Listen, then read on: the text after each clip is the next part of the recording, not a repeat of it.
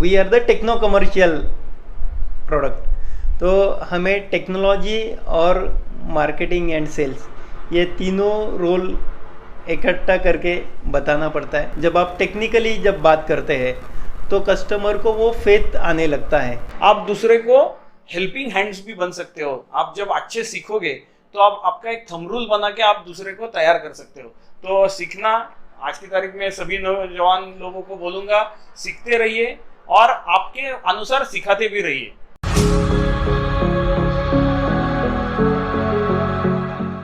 आपका सीक्रेट जानना चाहता हूँ, how do you manage this employ relationship? Actually एक एंटरप्रेनर की एक खासियत होनी चाहिए कि वो एम्प्लॉय और एम्प्लॉयर का रिलेशन अच्छे तरह से बरकरार रखे। जब भी कुछ एंटरप्रेनरशिप होती है तो एंटरप्रेनरशिप खुद से शुरू होती है पर वो ख़त्म होती है सभी लोगों के साथ। तो जो भी एम्प्लॉयज़ है तो वो एम्प्लॉयज़ नहीं बोलूँगा, वो हमारे कलीग्स है, हमारे फ्रेंड्स है जो हमारे साथ काम कर रहे हैं, जो हमारे साथ सभी कार्यक्रम में, जैसे कि सुख हो या दुख हो या कभी कोई टेक्नोलॉजी ग्रोथ हो या कोई नया सीखने का मोड हो, तो वो एम्प्लॉय और एम्प्लॉयर दोनों का रिलेशन जब स्ट्रांग रहेगा तब वो ये आगे जाके आगे बढ़ेंगे। तो ये खासियत तो एंटरप्रेनर के पास होनी ही चाहिए। मैं तो हर एक नौजवान एंटरप्रेनर्स को बोलूँगा कि आपके एम्प्लॉय को एम्प्लॉय ना समझे, वो आप कलीग समझे, उनके साथ शेयर करें, उनके अंडरस्टैंड करें। उनकी हर एक आदमी की कुछ खासियत होती है, वो खासियत हमें परखनी है और वो परख के हमें उनके साथ काम करना है। तो वैसे करेंगे तो ये माहौल भी अच्छा बनेगा और काम भी अच्छा होगा। धनंजय सर, आप सोशली भी बहुत एक्टिव है, यानी आपकी कंपनी ही सोशली एक्टिव है and I am really inspired by this thing. So आपने अब तक कितने CSR एक्टिविटीज़ ऐसे कंडक्ट किए हैं एंड इसके पीछे आपका इनिशिएटिव क्या था? एंटरप्रेनर का एक दूसरा रोल है, एक तो उसको एम्प्लॉयमेंट जनरेट करना, एक उसका एक सोशलिज्म है, दूसरा जो अपना ग्रुप है उनकी तरफ से सोसाइटी को क्या अच्छा दे सकते हैं, नेचर को क्या अच्छा दे सकते हैं। तो इसके लिए ये जो सीख है ये हमें बचपन में सिखाई गई थी। बचपन में जब हम ज्ञान प्रबोधिनी विद्यालय में थे तो ज्ञान प्रबोधिनी विद्यालय में हमें हर एक साल वृक्षारोपण, दूसरा जब रक्षाबंधन आता था तो राखी खुद बनाना और वो हर एक घर जाके बेचना। क्वार्टरली हम अलग अलग सोशल एक्टिविटी करते हैं। हमने काफ़ी सारे ब्लड डोनेशन कैंप किए। अपने जो फोर्ट्स है, महाराष्ट्र में काफ़ी सारे फोर्ट्स है, तो वहाँ पे लोग बहुत सारे जाते हैं, तो वहाँ पे वो प्लास्टिक बॉटल्स ऐसे ही फेंक देते हैं। तो हमारा हर एक क्वार्टरली हमारा एक एक फोर्ट को विज़िट रहता है और वहाँ पे जो कुछ गार्बेज है या फिर जो कुछ कचरा वहाँ पे पड़ा हुआ है तो वो हम इकट्ठा करते हैं। उसके बाद हमने सिंधुताई सबकाड़ का एक आश्रम है हड़पसर में, तो हम वहाँ पे भी जाके वहाँ पे जो अनाथ बच्चे हैं उनके साथ एक दिन बिताते हैं और उनको कुछ ज़रूरी सामान है उनके डेली नीड्स के लिए वो हम प्रोवाइड करते हैं। उस तरीके से पानी फाउंडेशन जो था साल में एक बार 1 मई को रहता है, तो हमारा पूरा ग्रुप कंपनी हम वहाँ पे पर्टिकुलर एक लोकेशन में जाके वहाँ पे पानी फाउंडेशन के लिए दिन भर काम करते हैं। हमने काफ़ी राइस प्लांटेशन भी किया है, फार्मर के घर जाके उनके साथ रह के राइस प्लांटेशन किया है। अमित सर, अब बिजनेस है तो सेटबैक्स तो आते रहेंगे। So what was the biggest setback you faced and आपने उससे ओवरकम कैसे किया? आप बोल सकते हैं कि कोविड समय सभी के लिए बहुत टफ था, तो वैसे भी हमारे लिए भी काफ़ी टफ था। हमारी कंपनी जैसे लॉकडाउन हो गया तो करीबन पहले 50 दिन हम लोग सब घर में पड़े रहे थे, तो तब किसी को बाहर निकलने की भी बहुत ही कम चांसेस थे कि बाहर आप निकलो। तो वैसे हमारा कंपनी भी लॉकडाउन था। थोड़ा बहुत घर से कुछ काम कैसे कर सकते थे, कैसे कर सकेंगे आगे जाके, तो वो सोच आ रही थी।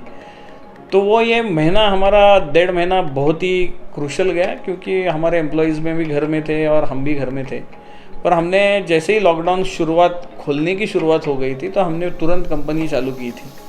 तो वो जो पहले 6 महीने थे वो काफ़ी सुने गए, क्योंकि काफ़ी सारी कंपनियां बंद थी और कहीं मूवमेंट नहीं था। और जैसे कहीं मूवमेंट नहीं है तो बिज़नेस भी काफ़ी असर हो गया था।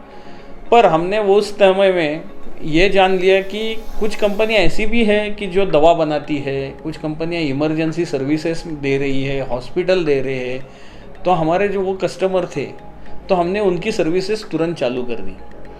तो वो जो सेटबैक था तो वो वही था कि वो हमारा थोड़ा बहुत जो कोविड समय में जो कई महीने हमारा थोड़ा काम बंद हो गया था। क्या आपने टेक्नोलॉजी में ऐसा कुछ लाया जिसकी वजह से कोविड में भी आपका बिजनेस ऐसे चल रहा था? जैसे कोविड का एंड अप लॉकडाउन हो रहा था तो हमने हमारी कंपनी कुछ लोगों के साथ चालू की थी, क्योंकि वहाँ पे रिस्ट्रिक्शन था, क्योंकि आप 20 या 25% एम्प्लॉय स्ट्रेंथ के साथ आप चालू कर सकते थे। तो हमने वैसे ही चालू कर दिया।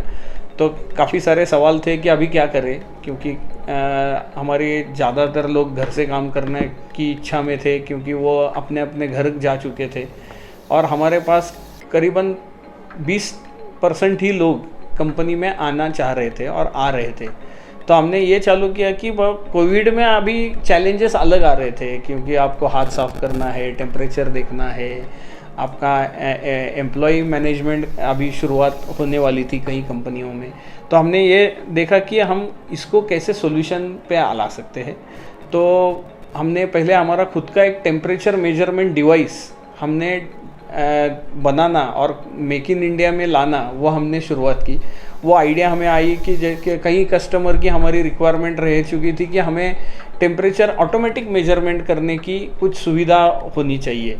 तो हमारे इंजीनियरिंग टीम ने, हमारे R&D टीम ने उसके ऊपर काम किया, कई सारे सेंसर्स के ऊपर वर्कआउट किया और हमने एक टेम्परेचर मैनेजमेंट डिवाइस और टेम्परेचर रिकॉर्डिंग डिवाइस हमने बना दी।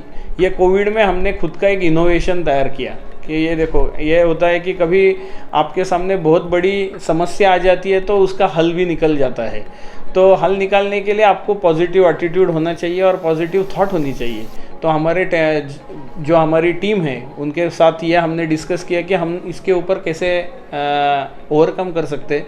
तो हमने क्विकली, मैं बोलूँगा 15 से 20 दिन में हमने खुद का हमारा temperature monitoring device, temperature registration device हमने चालू किया।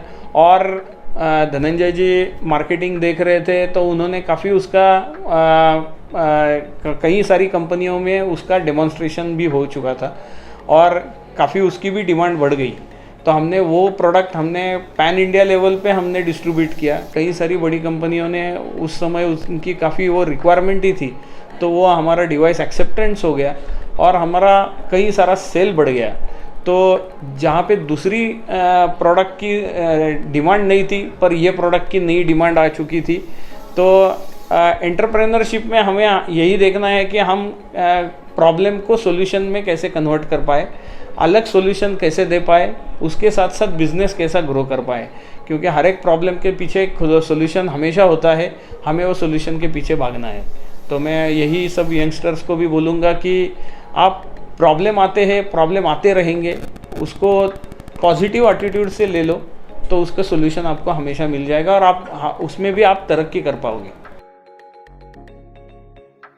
नमस्ते व्यूअर्स, मेरा नाम प्रवीण माटे है।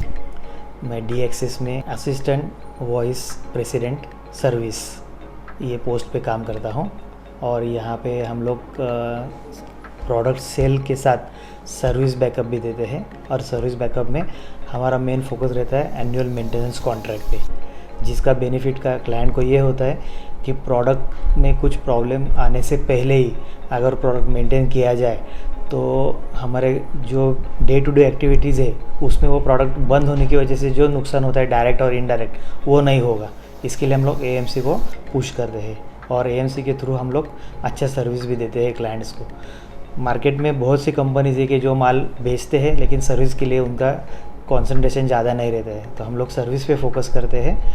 हम लोग not only Maharashtra, all over India हम लोग काम करते हैं और जहाँ जहाँ हमारे बड़े प्रोजेक्ट्स है वहाँ पे हम लोग आज एक रेसिडेंट टेक्नीशियन भी रखते हैं कि कहीं भी इमरजेंसी हो गई तो उनको सर्विस बैकअप इमीडिएटली मिल जाए। यहाँ से टेक्नीशियन महाराष्ट्र के बाहर जाने में जो टाइम लगेगा वो जो टाइम है वो टाइम से होके उनको इन टाइम सर्विस मिलती है और इसकी वजह से हमारे जो क्लाइंट्स है वो बहुत खुश है और उनको हम लोग आगे भी ऐसे खुश रखेंगे, ये हमारा एम रहेगा। Thank you.